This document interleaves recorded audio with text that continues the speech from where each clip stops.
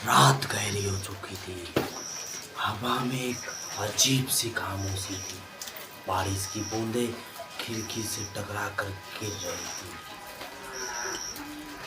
अंधेरे कमरे में सिर्फ एक टेबल लैंप जल रहा था। उसकी रोशनी में एक युवक बैठा हुआ था। उसका नाम रवि था। वह इस कमरे में फंसा हुआ था। कुछ घंटों पहले ही रवि अपने दोस्तों के साथ एक पुरानी हवेली घूमने गया था। यह हवेली शहर से दूर जंगल में स्थित है और सालों से खाली थी। रवि और उसके दोस्तों ने सुना था कि इस हवेली में कुछ रहस्यमयी घटनाएं होती हैं। वे इन घटनाओं के बारे में पता लगाने के लिए यहाँ आए थे। हवेली बहुत विशाल थी और अंधेरा से भरी हुई थी। रवि और उसके दोस्त धीरे धीरे हवेली के अंदर बढ़ रहे थे।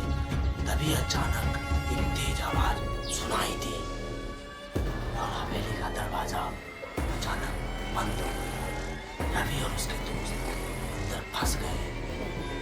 रवि के दोस्त डर गए और रोने लगे, लेकिन रवि शांत रहा और उसने अपने दोस्तों को समझाया कि डरने से कोई फायदा नहीं होगा।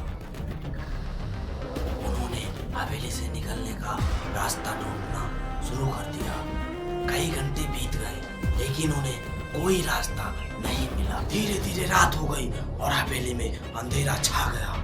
रवि और उसके दोस्त थककर एक कमरे में बैठ गए।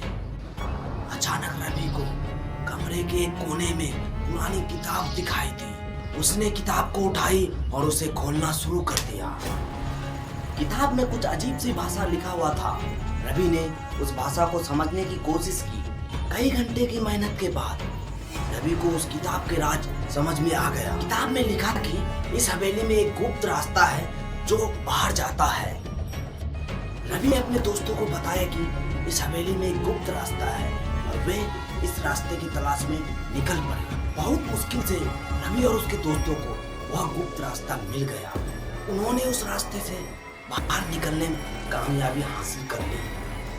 वे सभी बहुत खुश थे कि वे हवेली से बच गए थे, लेकिन रवि के मन में एक सवाल था कि वह किताब कहाँ गई और उस किताब में लिखी हुई भाषा क्या थी।